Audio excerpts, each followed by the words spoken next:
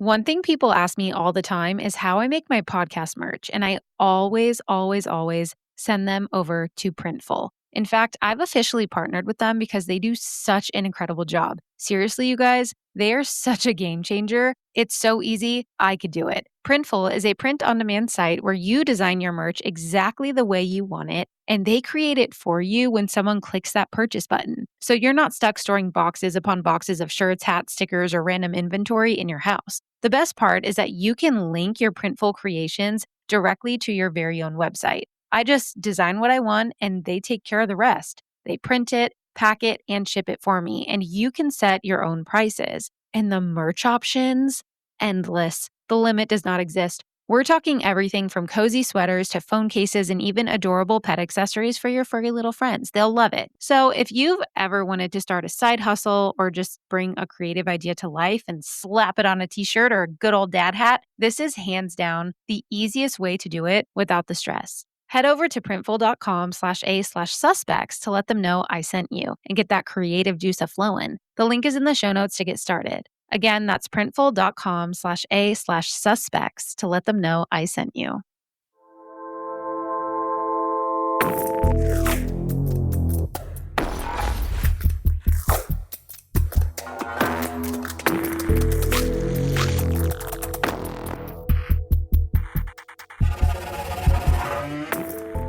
Hello, everybody, and welcome back. This is Suspects and Spirits, and I'm your host, Taylor Seraphin.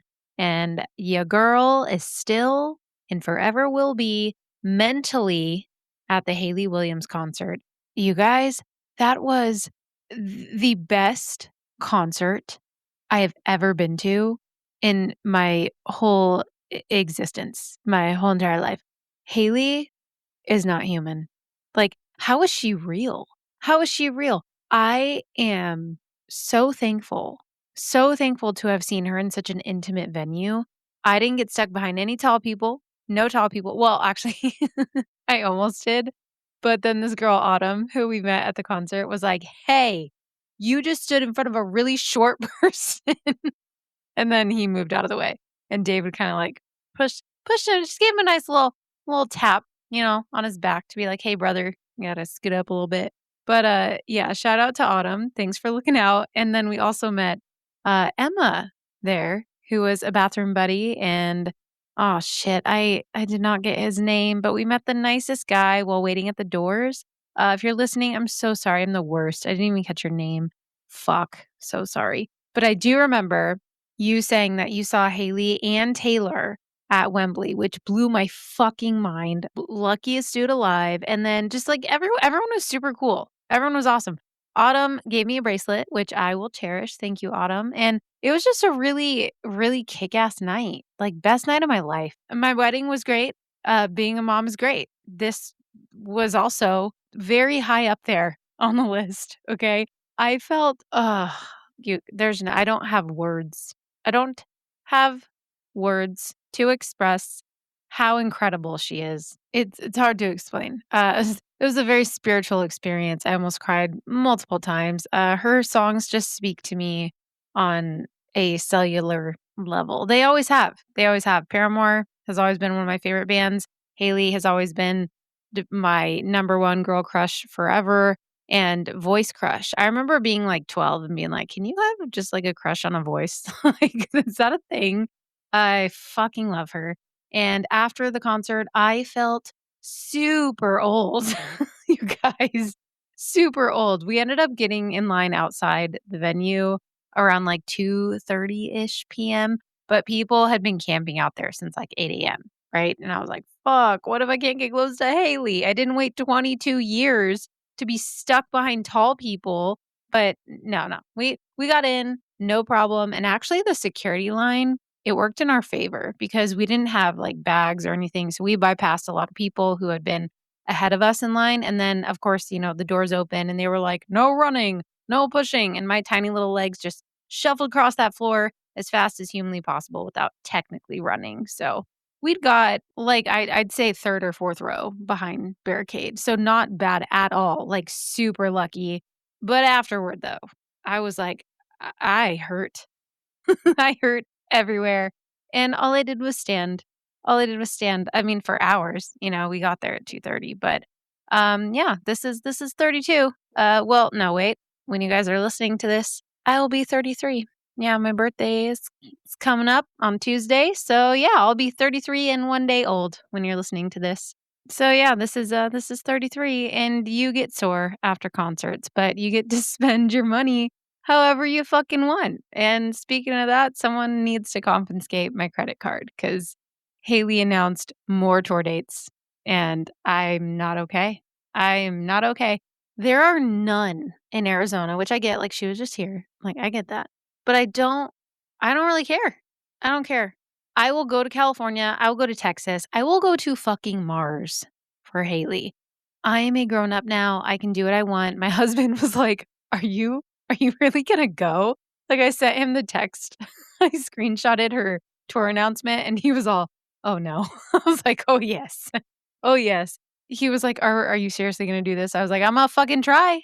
I swear whenever Haley announces, like, a tour date or anything, my frontal lobe just it clocks out. Just no impulse control whatsoever. So, yeah, my love for Miss Williams has only deepened, and my respect for her vocal range is is infinite. It's infinite. Just everything about the whole experience was so good, and anyone who's ever had ego, death, or spiritual experiences, awakenings, things of that nature, can just appreciate this entire album so much more. She's amazing. So yeah, I'm really thankful, so grateful to have seen her live. And now I fear I may be addicted, but there are worse addictions, you know?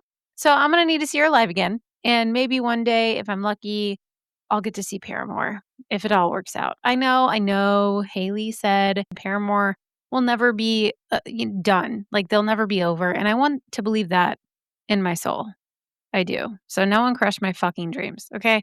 I hope they tour again one day. I won't get into the lore of it all, or I don't know, maybe I will. This is a Haley Williams podcast now. Just kidding.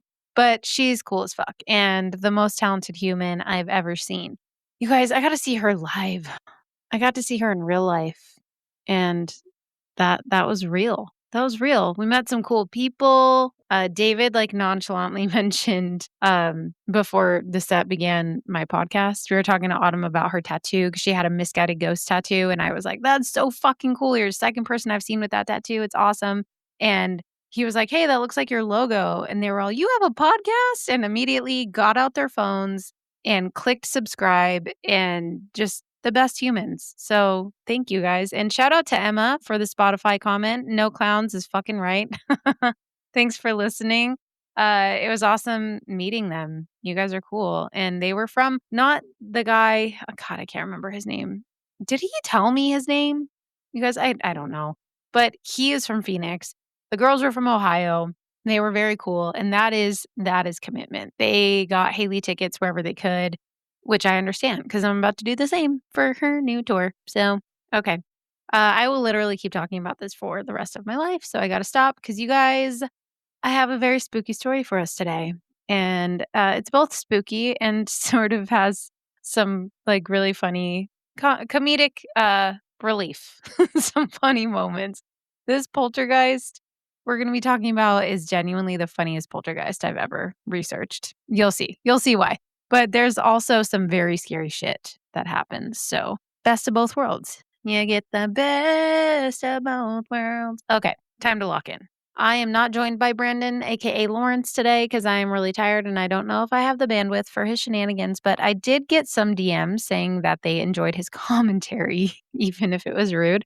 So he'll be back. Don't worry. Not every paranormal episode, but I'll definitely sprinkle. I'll do a little salt bay of Brandon Lawrence in there occasionally. But also real quick before I begin, I know I didn't post a video for the last episode aside from the teaser, and that's because I was busy living my best life at the Haley Show. I'd say I'm sorry about it, but I'm not. So if you're looking forward to the TikTok, I mean, I apologize. You can go listen to the episode. It's an insane story, one of the most bizarre true crime cases I've ever covered. Just thought I'd mention why there's no video. If it wasn't already obvious by the other 4 Haley videos I posted. Oh, and happy Mother's Day to all the mamas out there. This will come out after Mother's Day, but I figured I'd shout you all out now. You ladies created a whole ass human. More than one, some of you. Multiple times you did science in your womb, and that's really cool. Women's bodies are amazing, and we have the right to our bodies, and you have the right to be an awesome mom. So happy Mother's Day to all my fellow mamas out there. All right. Well, let's get into today's story.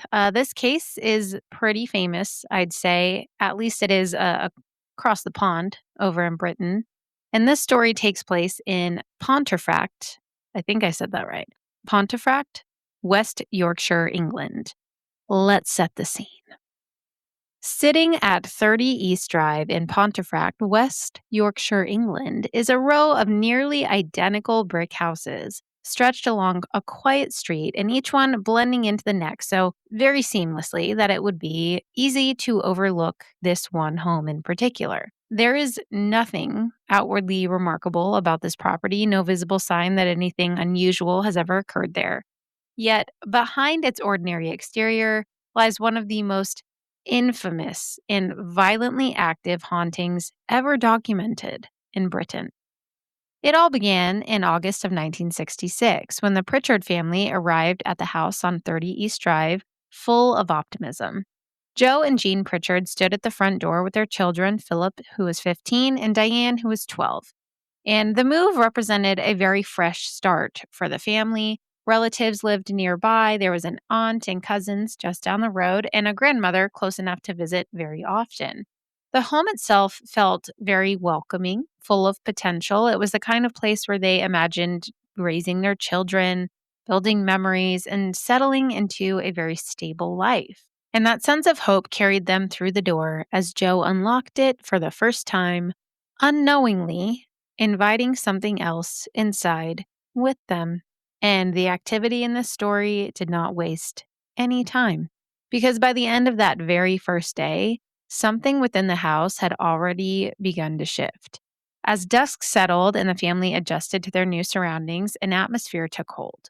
It was very subtle at first, almost imperceptible, but undeniably present. It felt as though the house itself was aware of them, observing, assessing, deciding. And the change wasn't super dramatic or immediately alarming, but there was definitely a quiet tension in the air that had not been there before. Something that suggested the house was not as empty as it appeared. The first clear disturbances began not long after, during a short period when Joe, Jean, and Diane had left for a trip. Philip, their 15-year-old son, stayed behind in the house with his grandmother, whose name was Sarah. And it's not clear why Philip didn't go, but in my research, it did seem that Philip was kind of like the black sheep of the family. He enjoyed reading and he was a little more, bookish and quiet. Didn't really get along with his dad in certain ways because his dad was like a super macho guy. So Philip wasn't really like his father, and he, for whatever reason, stayed behind during this trip. And it was during this time, with fewer people present, that the activity seemed to emerge more freely. On the first night, Sarah, his grandmother, awoke suddenly to a very cold gust of wind moving through the house. It wasn't the kind of draft that could be explained by, an open window or poor insulation. It was very sharp and very deliberate and very out of place. Now, Sarah, of course, dismissed this at first, assuming it was just her imagination or just a natural shift in temperature, and attempted to go back to sleep. But as she settled back down, an unsettling sensation crept over her again. There was the distinct feeling that someone or something was in the room with her. By morning, the disturbances had escalated beyond something that could be easily ignored, like a gust of wind. As Sarah moved about the house, she began to hear very loud rattling and banging noises coming from upstairs, as if someone were moving quickly throughout the rooms or slamming the doors. Believing it to be Philip, the 15-year-old, she called out to him to be like, hey, cut it out, stop slamming the doors, you're being so loud. And she went upstairs to check on him after she called out and didn't hear anything, only to find him still asleep in bed. So the sounds were not coming from Philip. And the sounds had been so loud and distinct that they were unmistakable. Like it was absolutely someone making that noise, yet there was no one responsible for them. Later on that same day, Philip entered the living room and he noticed something even more difficult to explain. As his grandmother was sitting quietly knitting, a fine layer of dust just appeared to be falling around her. Not from the ceiling, not from any physical part of the house, just it appeared out of thin air, just dust falling all over her, and it drifted downward in a very concentrated stream, as though forming an unseen source directly above her. And when he pointed it out, she became aware of it as well. She looked around and she was like, "What where's this dust coming from?" And when she looked down, the dust had settled not only on her physically and the surrounding furniture, but also inside her cup, where it had accumulated a noticeable depth. It was like an inch of dust in her cup. And there was no visible origin for it, no sign of damage to the ceiling, no logical explanation for how it had appeared so suddenly. Now, of course, when I heard about this in my research, I was like, well, that is obviously disturbing for many reasons. But the one that came to my mind first was human remains. Maybe not everyone thought of that right away. Maybe you thought it was dust. But I immediately my brain went to ash, human remains. So, I mean, I hope that is not the case, but we will never know. So, very concerned, Grandma Sarah contacted her daughter Marie, Philip's aunt, who lived nearby, and asked her to come over. Now, when Marie arrived, she witnessed the aftermath of all of this. The strange dust scattered throughout the space, was everywhere. But by that point, the falling itself had stopped. So herself had not seen it falling, but she saw all of this dust everywhere. And although it was undeniably unusual, it was still very possible to rationalize as some kind of environmental issue, especially for somebody who hadn't seen it happen. But that explanation became harder to maintain when a new disturbance began in the kitchen. Now, Marie went to go grab some things to clean up because she was like, "What the hell's all over the ground? Like, this place is a mess. My sister just moved in here. I would not want to come home to this." So, while moving throughout the house and cleaning things up, Marie went into the kitchen where she slipped on a puddle that had formed on the kitchen floor. And at first, it just seemed like a really minor inconvenience, perhaps spilled water or a small leak of some kind. So she cleaned it up without much concern, but almost immediately after wiping it away, the puddle just reappeared in the exact same spot. And she cleaned it again, and then again, it returned. And the cycle repeated itself multiple times. The water just appeared out of nowhere as though it were being continuously generated rather than leaking from a source. There was nothing that they could identify that would cause this puddle. And then, alongside the water, was a very strange green foam that began to form, adding just yet another layer of confusion to an already inexplicable situation. What the hell was this green foam just forming around the house? At this point, Marie was a little concerned about the safety of this home, and the water board was contacted to investigate because now she's thinking, oh no, my sister has moved into a house that's falling apart, right? That's most people would think that. That's your first thought. So officials arrived to examine the property and they checked the pipes, they lifted sections of the flooring, they searched for any kind of structural explanation that could account for the recurring puddle and foam. But they found nothing. There were no leaks, no breaks, no evidence of damage that could produce what the family was experiencing. And with no explanation available, they eventually just had to leave. They were like, okay, our job here is done. Bye. And they were unable to offer any kind of solution because there was nothing to fix. So Marie returned home later that night, and Grandma Sarah and Philip remained at the house, attempting to continue their day despite the growing unease in this home. And it wasn't long before the disturbances began again. But this time it was escalating. Objects began to move unexpectedly. For example, tea, yes, tea, was being thrown across the room without any visible cause. Which that, I don't know, made me giggle when I was researching because it's like the ghost just doesn't like their tea. Of all things to throw, they're like, I asked for chamomile. This is Earl Grey. What the fuck, Grandma Sarah? But aside from that, moments later, a loud crash sounded from another area in the house. And when they went to investigate, they found that a plant had been violently uprooted from its pot. Yeah, this plant, this poor plant, this love fern was dying. Its soil was scattered everywhere. Its roots were exposed. It was very embarrassing for the plant. And so they examined the scene, and that's when more sounds erupted. There was very loud banging, clattering, and the unmistakable noise of cutlery and dishes crashing in the kitchen. Yet when they went in to check, Philip and Sarah saw that everything was exactly as it should have been. Nothing was disturbed. Everything was in its rightful place. So, attempting to rationalize what the hell was going on, Sarah suggested that the sounds might be coming from the neighboring house because the property was semi detached. So, she went next door to check, hoping to find an explanation. But the neighbors weren't even home. So, now, with no logical cause and the disturbances becoming increasingly aggressive, fear was finally starting to overcome hesitation. And that night, as Sarah tucked Philip into bed, the activity reached a breaking point for her. As she leaned over and kissed him goodnight, the wardrobe in his bedroom suddenly began to shake violently. It rocked back and forth with so much force that it appeared as though someone or something was actually inside of it, pushing against the doors in an attempt to break free. And that moment shattered any remaining doubt for either of them. Sarah and Philip fled the house. They got the fuck out of there immediately, running across the street to safety.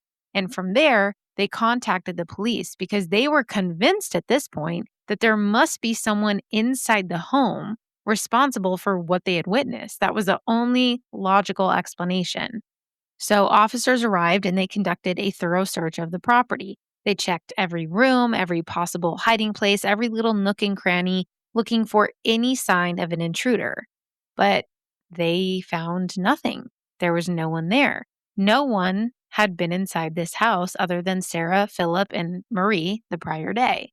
But yet something had undeniably been there. And in the immediate aftermath of this first outbreak, fear spread very quickly throughout the family and those closest to them. So now Sarah, Philip, and Marie, sort of, had all witnessed enough to know that there was something happening inside 30 East Drive, but they couldn't explain what was going on. So they continued to search for answers. Marie ended up contacting a friend who was a paranormal investigator named Mr. O'Donnell, who came to the house to assess the situation. Apparently, Marie was one of us, you guys. She was like, no, this is a ghost. Let me get my friend over here. And he remained there for several hours. He was observing the environment and listening to everyone's accounts of what had happened. And during that time, the house was super quiet, completely still, as though whatever had been present had chosen just not to reveal itself. So O'Donnell suggested that the activity might be a poltergeist, potentially connecting Philip, due to his age, he was 15, noting that this type of phenomena is often associated with adolescence, which we know. And so, with nothing occurring in that moment to contradict his theory, he eventually left, believing that the disturbance might just be tied to Philip's presence in particular and his emotional state. However, almost immediately after O'Donnell exited the house, that quiet was broken. Marie and her husband Vic, who was there too, had just secured the door behind him when a loud crash sounded from upstairs. And when they went to investigate, they discovered a framed photograph of Joe and Jean's wedding, so Philip's parents' wedding, had been violently knocked from the wall and thrown across the hallway. The frame hadn't just fallen down. It had traveled at a significant distance, landing upside down. And when they picked it up, they saw that the photograph inside had been slashed cleanly, like right through the center, as though cut by something with like a sharp claw. It was absolutely deliberate. The timing of the event occurring just after O'Donnell had suggested that the activity was, focused solely on Philip made the message feel pretty intentional. It was as if whatever was in the house was responding directly to that claim, making it clear that its presence was not limited to just one person. A few days later, Joe, Jean, and Diane returned home from their trip, and they were immediately confronted with the events they had missed. Sarah, Marie, and Philip were like, "There's something in our house." Marie was like, "Congratulations, you have a ghost. There's a poltergeist." And understandably, they struggled to believe this. They were like, "What the hell are you talking about? Like, let me decompress. I haven't even unpacked yet. Shut the fuck up." They're like, "We let us get through the door and then tell us about the spooky shit." They really struggled with, believing what they were being told. Because prior to leaving, they had experienced only just like a vague unease in the house. Like I said, it was like they felt like something was watching them, but it was really nothing that could be like definitively described as paranormal. It was just something felt off. So as the family attempted to explain, what had occurred, Jean asked for clarification. She was like, "Okay, so what did the noise sound like?" And almost as soon as that question left her lips, the house responded. There were three loud bangs that echoed through the structure with so much force that the windows actually rattled. And at the same time, a sudden gust of wind swept through the entire home, and it was felt by everyone present at the time. Then, just as quickly as it had begun, everything went still. Everything went quiet. And after that moment, the activity ceased completely for 2 years, you guys. 2 years. It just was like, okay, got that fart out of my system. Like it just blew a gust of wind at everybody and then it stopped. Just dipped out for 2 years. For those 2 years, the house remained quiet. There was no other weird phenomena that happened. Life just resumed.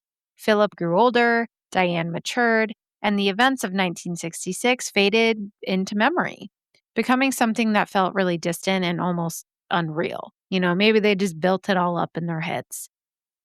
But in the summer of 1968, without any warning, the disturbances returned. And this time, they did not ease in gradually. They began very abruptly with a new sound. This time, instead of banging and slamming, it was a hammering noise that reverberated through the walls at nighttime. And this was very distinct from the earlier banging that had happened, 2 years prior. It was more rhythmic, more persistent, and what started as an occasional occurrence quickly became a nightly event. The walls trembled under repeated impact, and alongside it, lights began switching on and off without any explanation. And then objects began moving across rooms in plain sight. Like it wasn't even trying to be subtle about it. It did it right in front of the family. There was no period of adjustment this time, no slow burn. Just the house went from silence to full activity almost overnight. As the disturbances intensified, the family attempted to cope by assigning the presence a name. They were like, "Okay, we've definitely got something going on here." They started to acknowledge that this was perhaps a paranormal occurrence because Marie and Sarah and everybody had been like, "I don't think this is normal. Like, I think we have a ghost." And Marie's friend, Mr. O'Donnell, had also mentioned that this was probably a poltergeist. So they began to refer to it as Fred in an effort to make this situation feel less threatening, to give it, shape to something that they could not otherwise understand, which I totally get. That's why I named our house ghost Lawrence. And apparently, I think his name is Brendan now. But yeah, I gave mine a name too because he doesn't seem threatening. There's like nothing scary about it. So I gave him kind of just a name that popped into my head. And it does help to ease your mind a little bit. Now, at this stage for the family, in this story, the activity still appeared pretty inconsistent in its intent. Objects were thrown, rooms were left in complete disarray. I mean, actual disarray. You guys, furniture was literally overturned. Like things were flipped upside down, sometimes while the family was away, and then other times right in front of them, right in front of their eyes. Entire spaces would appear as though they had just been ransacked, yet there was no sign of forced entry or human interference at all. And at this point, visitors soon became involved as word spread throughout the community. The strange events at 30 East Drive drew attention from neighbors and local officials, including the mayor and his wife, who came to see the house for themselves. During their visit, the mayor's wife commented on how surprising it was that despite all of the reported activity, the grandfather clock that was in the home had remained completely untouched. She was like, "Wow, that's so crazy how like your couch was flipped over, but the grandfather clock is totally fine." And you know what, guys? Moments later, as if responding directly to her observation, that clock was violently thrown down the stairs, completely shattering upon impact. And guys, if you've ever had a grandfather clock or know someone in your family who's had one, they are so expensive and they're heavy. Like that's some good wood. So there was no rescuing the grandfather clock, and this ghost had clearly seen this as a challenge. This ghost was like, "Oh, you think I won't? Did I forget something? Hold my tea, bitch." And that is how the family lost their grandfather clock. Could you imagine witnessing something like that? That is so wild. Like the timing of that event was perfect. And this really reinforced the growing belief that whatever was present was not only aware, but actively listening and responding to them. And as more people became aware of this haunting, the activity appeared to intensify. Attempts to communicate with the entity or establish boundaries only provoked stronger reactions. Now, the family had actually contacted a psychic whose last name was Holden. You got to remember that. Okay. Remember that for later. And this lady was a real deal. Like, she really tried to establish boundaries with this entity, but the boundaries were not respected at all. Objects began disappearing entirely, sometimes for months, before reappearing in unexpected places. And they would be completely clean and undamaged despite where they had been found, but it was just really bizarre. Food became another target. Yeah, food. Food, you guys. Don't fuck with my food. That would make me so mad. Meals were disturbed. Items were thrown, and in some cases, food appeared to have been eaten. Fred was just eating their food, like with bite marks left behind, despite no one being present to take them. At one point, there was a sandwich that had been made, and Fred just decided to take a bite out of it, and there was no one around who could have done it. It's honestly giving like little kid or teenager, fucking teenagers who just like eat all your food and don't clean up after themselves. So that's what this felt like. Fred was being a little rude. And one of the most bizarre and consistent phenomena involved eggs.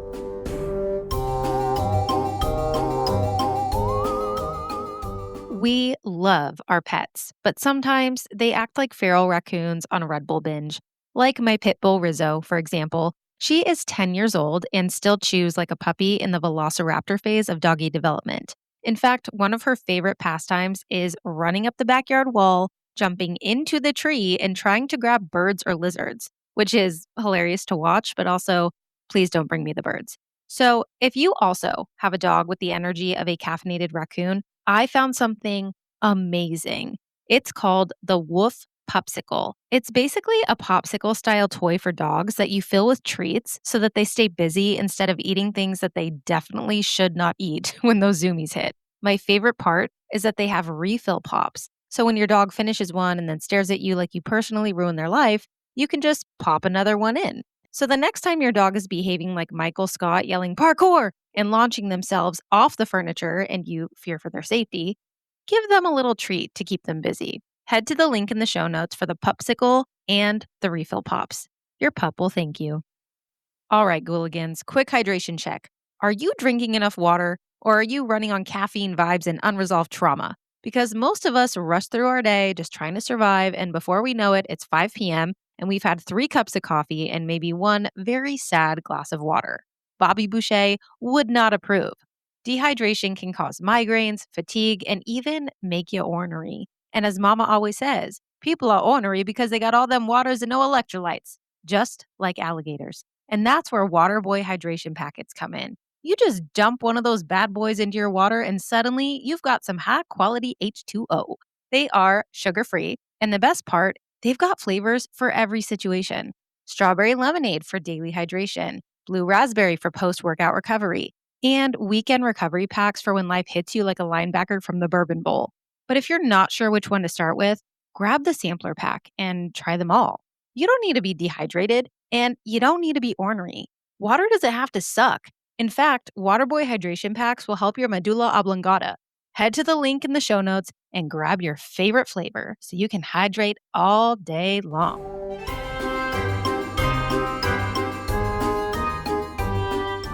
At one point, the Pritchard family actually witnessed eggs appearing in rooms.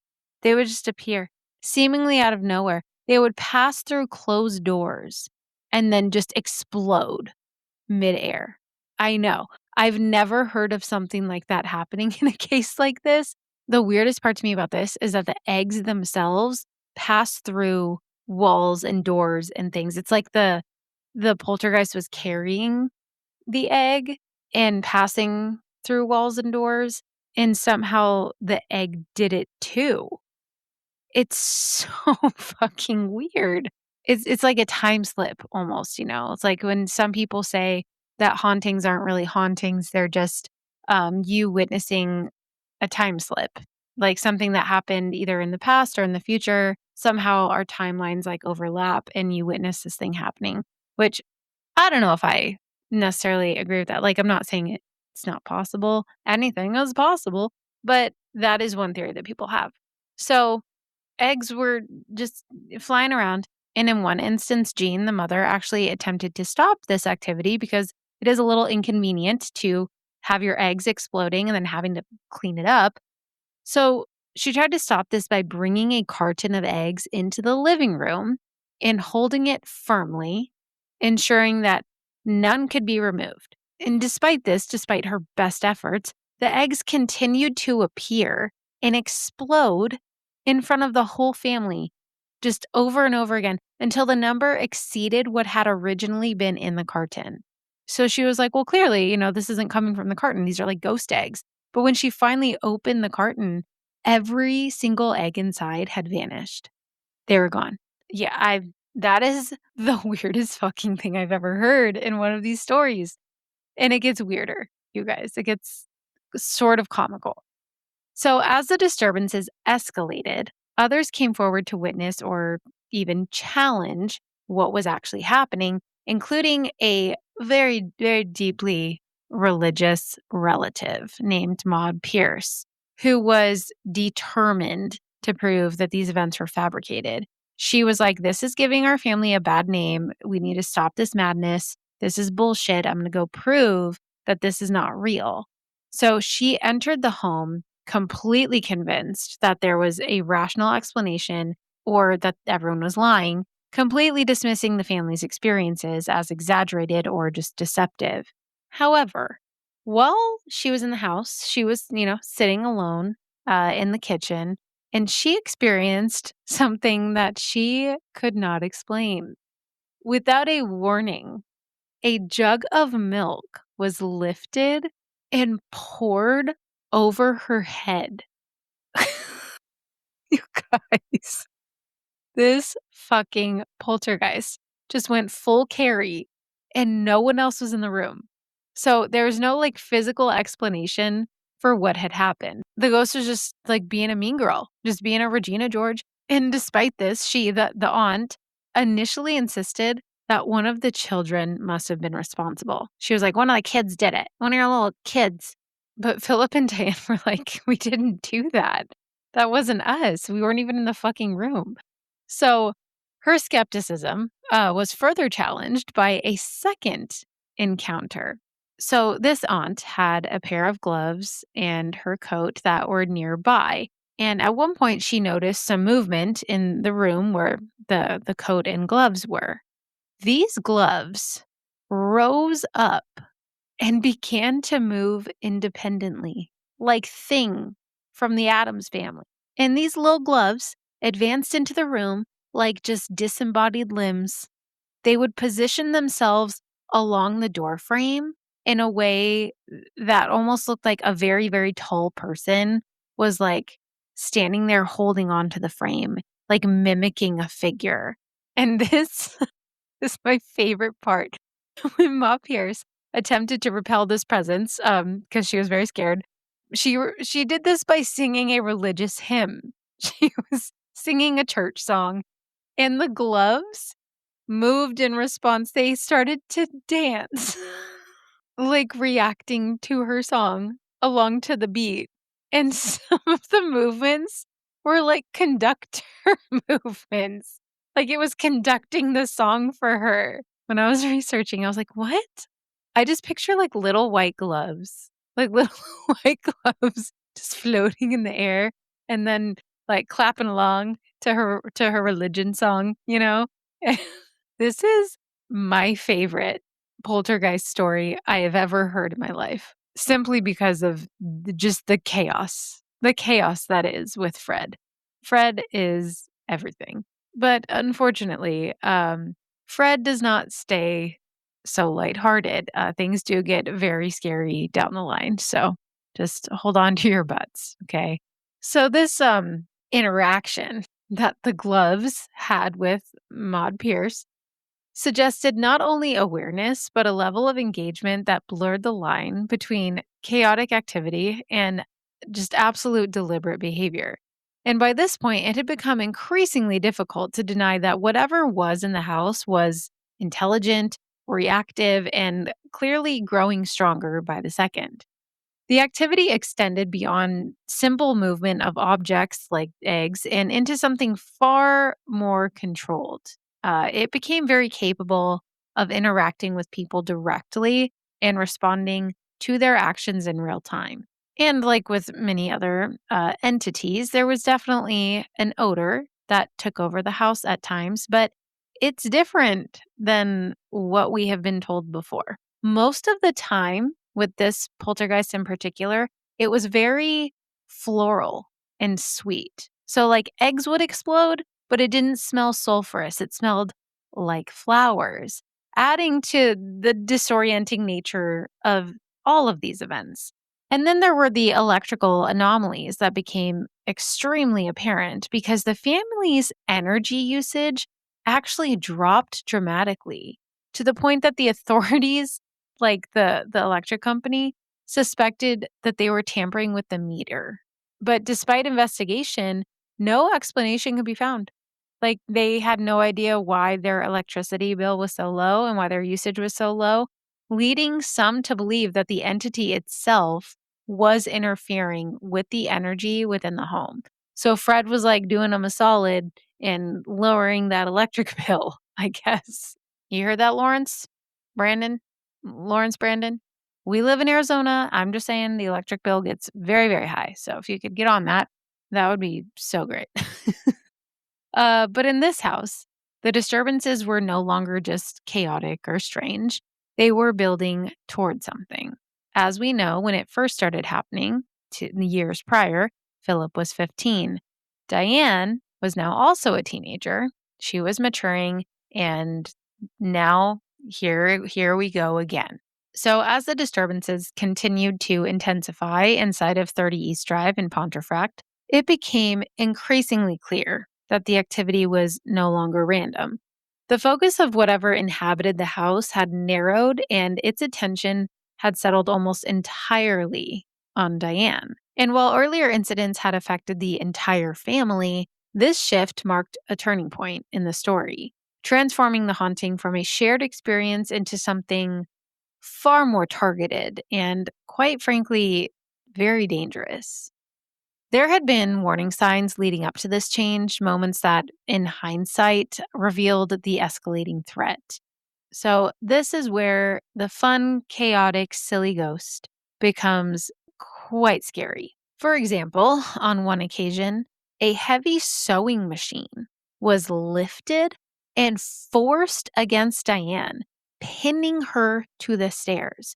And this pressure was intense, but she thankfully was not physically injured. During this incident, she reported feeling some very heightened anxiety. And when she managed to calm herself down, the force holding her in place suddenly released.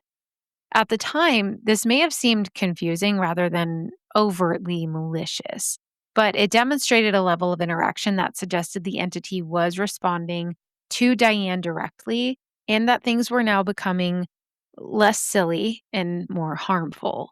And other incidents followed after this, growing more and more aggressive.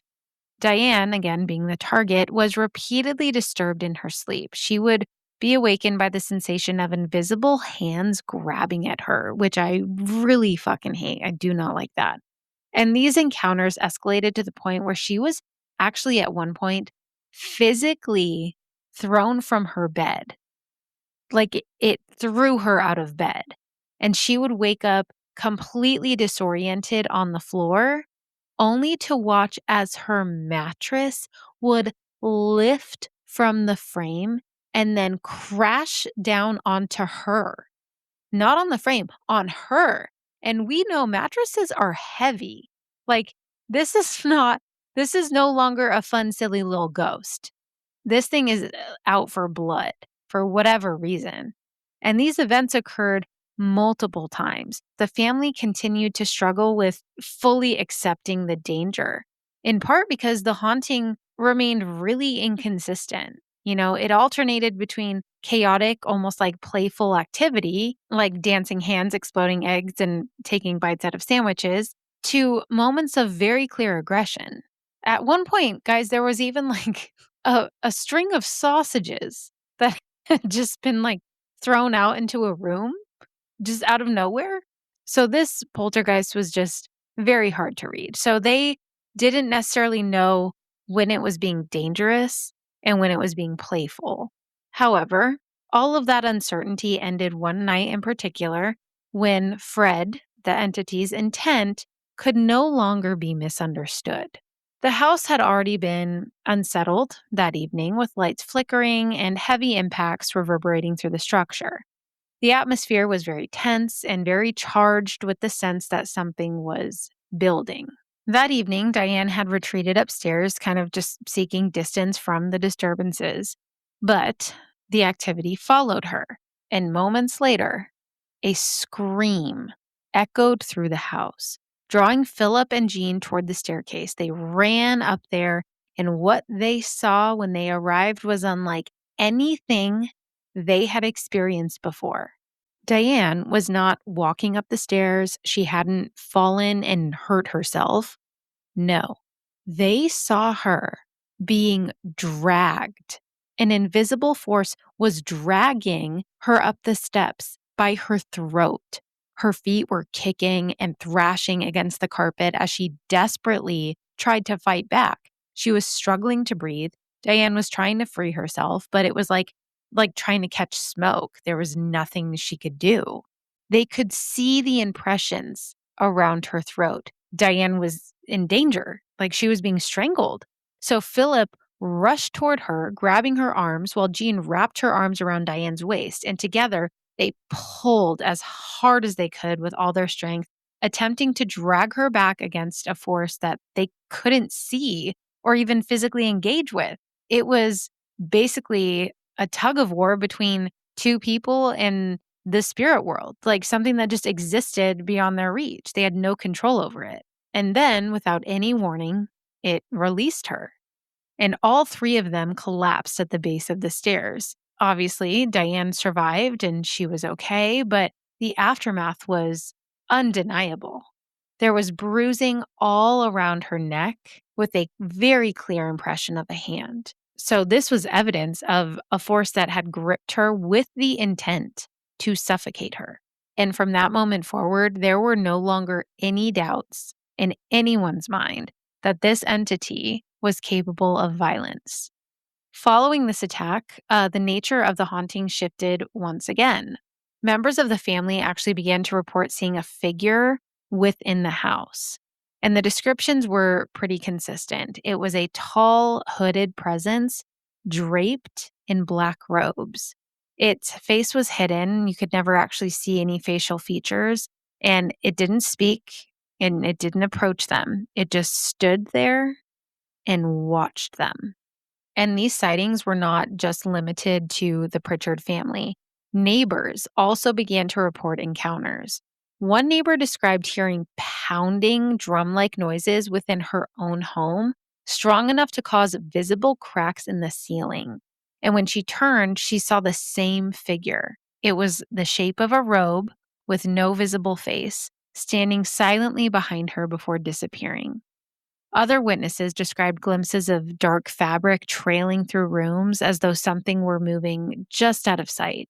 And then other people said that as you passed this house, you could see it like glowing. It had this weird presence about it where it would just glow, and there would be flickering of lights when nobody was home. So as reports accumulated, attention turned to the history of the land. Pontefract itself had a long and complex past, and it was discovered that the area had once been home to a priory where monks had lived centuries earlier. Now, these are not the monks you think of, okay? These were something called war monks. And from this, a theory began to take shape. Though not necessarily confirmed by historical records, stories began to circulate of a monk associated with violence. It was a man said to have attacked and murdered a young girl, and he had been executed for his crimes. Some versions of the story suggest that the wrong man had been punished, while others claimed the guilty monk himself had been put to death. Regardless of the variation, the image of the violent monk aligned very closely with the figure that witnesses described. From these accounts, the entity became known as the Black Monk of Pontefract. Now, not everyone accepted this explanation. There were alternative theories suggesting that, the activity could have been a manifestation of psychological or emotional energy, particularly connected to adolescence.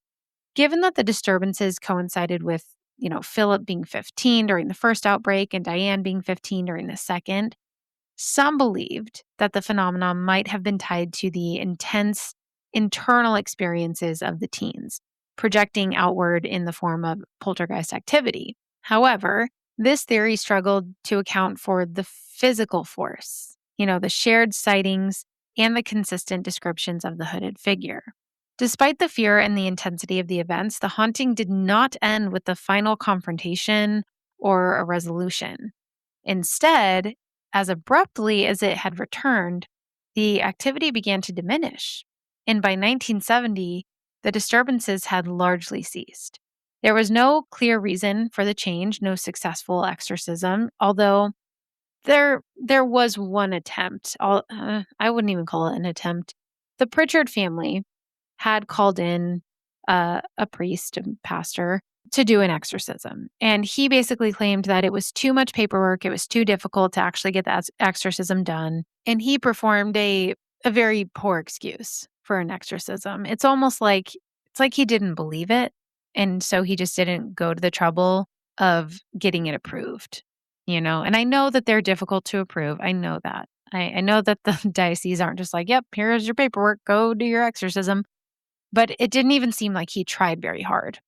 And I personally think that it made things worse for the family because after that so-called exorcism, it had been Easter morning and the family woke up to inverted crosses on every single door of the house. And at that point, the hauntings were being picked up by the local press. So publicity brought in, a bunch of crowds. People were practically like camping outside of this house, hoping to catch sight of it. And Fred really enjoyed the energy and the attention, but he did not like the nickname that was given to him by the press. The press actually started to call him Mr. Nobody. And this is what had possibly changed everything because up until then it had been just kind of silly. But all of this happened shortly before Diane was attacked. And this kind of forced the Pritchards to acknowledge that they were dealing with something evil rather than just like a silly goose spirit, you know? But what is so weird is that despite no successful exorcism and no truly identifiable trigger, Fred, the entity that had dominated this home for years, just sort of stopped, just like it had done with Philip. In the years that followed, the story of 30 East Drive spread beyond immediate community, becoming one of the most well-known hauntings in Europe. The events inspired investigations, speculation, and eventually a 2012 film called When the Lights Went Out.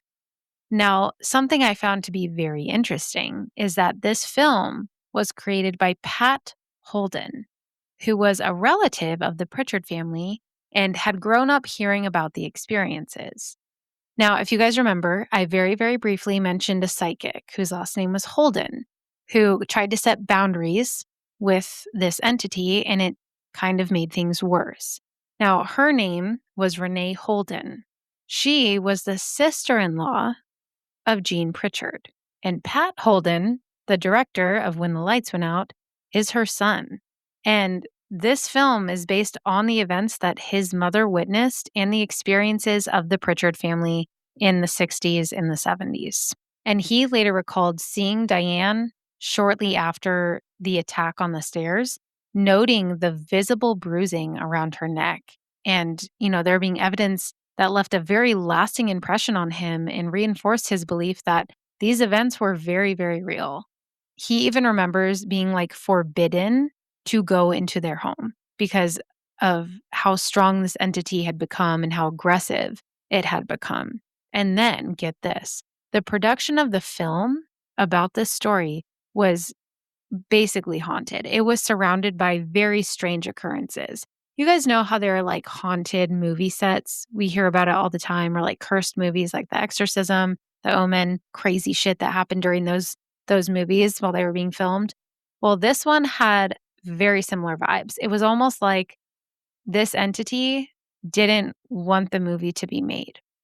During early screenings for potential distributors, the power in the viewing room failed twice, both times approximately 20 minutes into the film, and the rest of the building remained completely unaffected. It was just in that room specifically. And during production, just strange things were happening, similar to the original haunting, like flying eggs. Flying eggs were reported by the film team. So it was nothing as crazy as plane crashes and people dying, things like that. But there were definitely some events that could not be explained. And I mean, skepticism though, because people are going to people, it grew quite a bit. And some accused the Pritchard family of fabricating the events, suggesting that the disturbances could have just been staged or exaggerated. However, the number of witnesses, including the neighbors, officials, because there were police who had been called, and visitors, made it very difficult to fully dismiss the case. The consistency of the accounts combined with the physical evidence described by those present left a lot of people convinced that something genuine had occurred there, especially just all the bizarre stuff that happened. This isn't typical poltergeist activity. You know what I mean? But I do want to say that one of the producers of the movie When the Lights Go Out actually bought this house, and that's why it's still around today at 30 East Drive, and it's available. You can actually go to it. So there's a website. What is it? It's called 30eastdrive.com. And this man, he hosts investigations. He hosts tours. You can experience it for yourself. And it even has a page that's dedicated to talking about all the recent happenings, weird shit that goes on here. And there are over 288 recent happenings on this page. Go read through some of the happenings. It is so fascinating. And again, that was 30eastdrive.com. You go to happenings and you click on 288 recent happenings. So pretty easy to get to and very fun to read. There's also videos about this place. There's a group of researchers who witnessed a shadow in a corridor. There's a ton you can go look at. And yeah, you can go participate in paranormal investigations there yourself if you're brave enough. But whatever is haunting that home, whatever's in there, This family, the Pritchard family, I feel very bad because they had a really scary interaction with their daughter. Diane was very traumatized, and I mean, there were marks on her neck, like something happened to her in there. And people are so quick to just like dismiss her experience, which is very frustrating. There's also a book called Poltergeist. It is by Colin Wilson. You can read it. It's really interesting. And he just kind of talks about like what a poltergeist is and the studies that he does. And you can read about that if you're interested in what causes poltergeist activity. And that, my spooky little Ghouligans, is the story of the Black Monk of Pontefract. This story is so interesting to me. I don't know. I'm not here to tell you what to think, but I personally find the story to be very interesting and honestly believable. 'Cause the weirdest shit went on in that house. I wanted to love this ghost so badly, you guys, so bad. I was like, "Man, this poltergeist sounds so fun." But once it got violent, I was like, "Whoa. Whoa, whoa, whoa." That escalated very quickly. Like, what the fuck? That did not need to happen. You went from exploding eggs and pouring milk to actual physical assault. Like, not cool. You hear that, Brandon Lawrence? I really love having you as a house ghost, and I think you're harmless, but don't even fucking think about it. Well, you guys, that is all I have for you today. Make sure to leave a comment and let me know your thoughts. Leave an Apple review to help others discover the podcast and share it with your spooky or true crime obsessed friends and family. Make sure to tune in next week for our true crime episode. And yeah, until then, be good humans. And as always, remember to trust your lizard brain. Until next time, goodbye.